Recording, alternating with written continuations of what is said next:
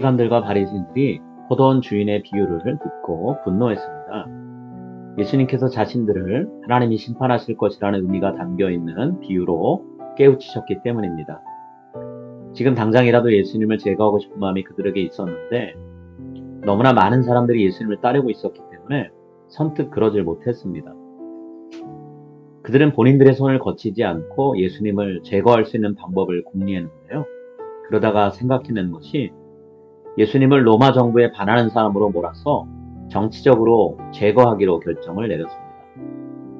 이 일을 이루기 위해서 그들은 예수님 곁에 정탐꾼을 붙여서 로마 정부에 고발할 만한 말을 하고 있는지 감시하고 덫을 놓았죠.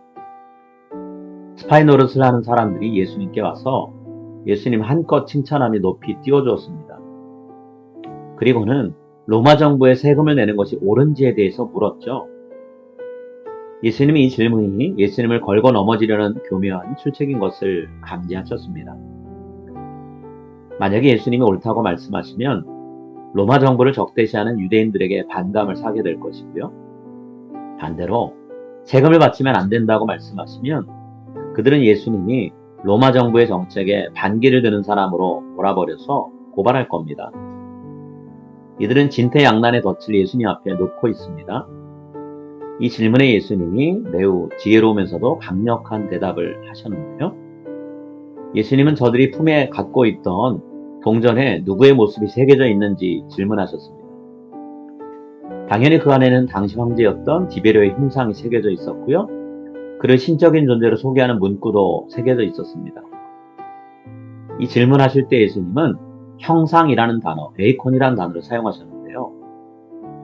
이 말은 그 다음에 저들에게 지시하는 내용, 가이사의 것은 가이사에게, 하나님의 것은 하나님께 바치라 라는 말과 연결됩니다. 예수님은 가이사 형상이 새겨진 것은 가이사에게 주고 하나님의 형상이 새겨진 것은 하나님께 바치라고 말씀하고 계십니다. 이 말씀에 의하면 하나님의 형상으로 지어진 인간의 모든 것은 다 하나님께 바쳐진다는 그런 의미가 되는 거죠. 예수님은 세속 정부의 권위를 인정하셨습니다. 하지만 하나님의 권위를 넘어서지 않는 선에서까지만 허락하라고 가르치고 계세요. 로마 황제도 하나님의 형상을 닮은 존재이니 하나님의 권위 아래 있어야 하는 것이죠. 백성들과 로마 정부의 눈치를 보며 이리저리 살피는 서기관들과 바리새인들에게 그들보다 하나님을 더 의식하며 살아가라 라고 꾸짖고 계신 겁니다.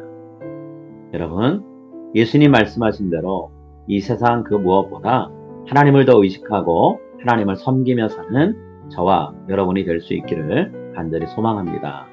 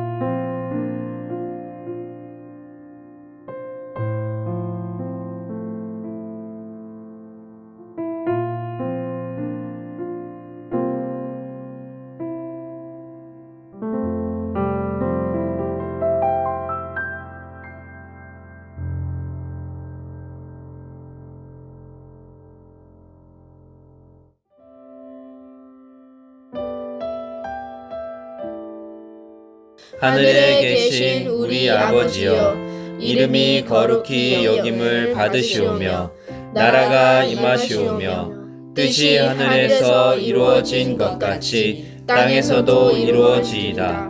오늘 우리에게 일용할 양식을 주시옵고 우리가 우리에게 죄 지은 자를 사하여 준 것 같이 우리 죄를 사하여 주시옵고 우리를 시험에 들게 하지 마시옵고 다만 악에서 구하시옵소서. 나라와 권세와 영광이 아버지께 영원히 있사옵나이다. 아멘.